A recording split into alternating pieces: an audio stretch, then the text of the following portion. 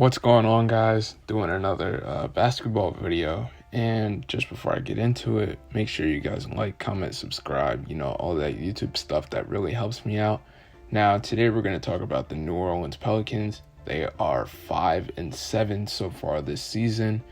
And, they kind of have disappointed me a little bit because I expected them to at least be above 500 at this point. They did lose Lonzo Ball due to injury for a little bit. He was out with a knee injury, and they lost Nicolo Melli for a little bit. But you still expect, they have Brandon Ingram, they have Zion Williamson. You expect them to be able to perform above 500 level.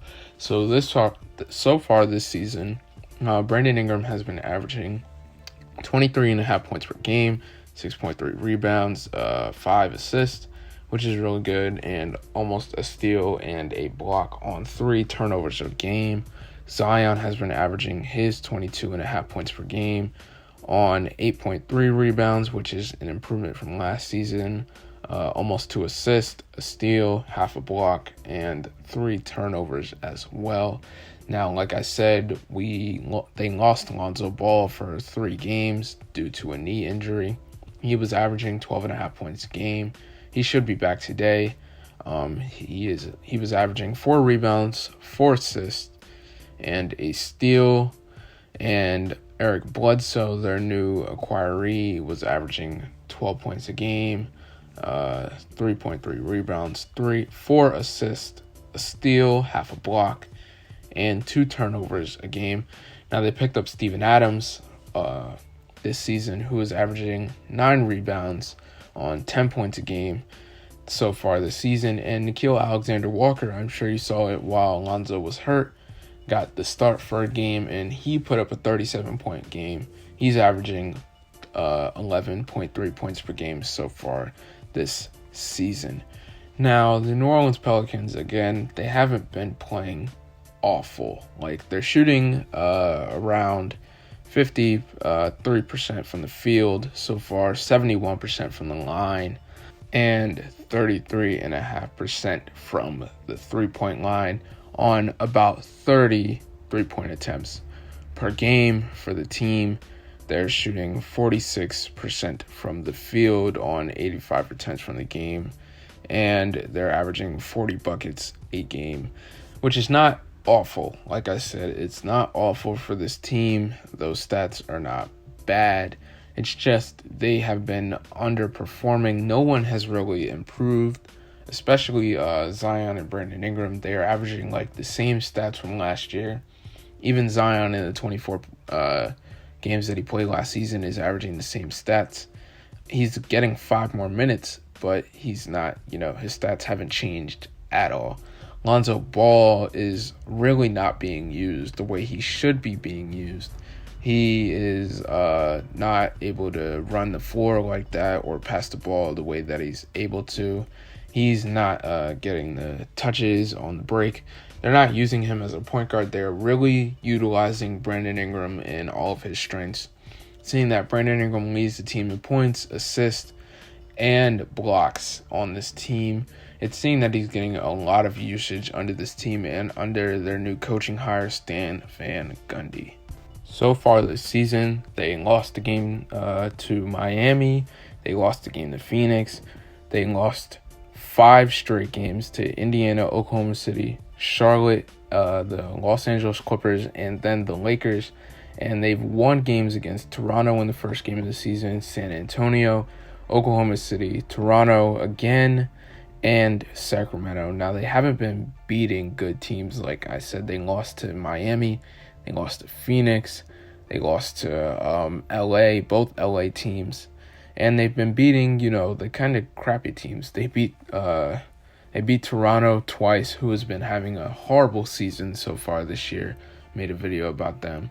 They beat San Antonio, which isn't, an amazing team. They beat Oklahoma City, and they beat Sacramento. Now, that kind of worries me for their upcoming schedule. They have to play Utah twice. They have to play Milwaukee soon. They have to play Phoenix again. They have to play Houston, who has a new and improved roster. And in the coming months, they have to play Dallas, Portland, Boston, all these good teams on national television, by the way, and they're sitting at 5-7 against these not so great teams. I mean, the two LA teams and Phoenix are good, but not necessarily. Miami's having a struggling season so far. Oklahoma City isn't that great. Charlotte isn't that great, and they lost to them. The New Orleans Pelicans, they're not, and like I said, they're not playing awful.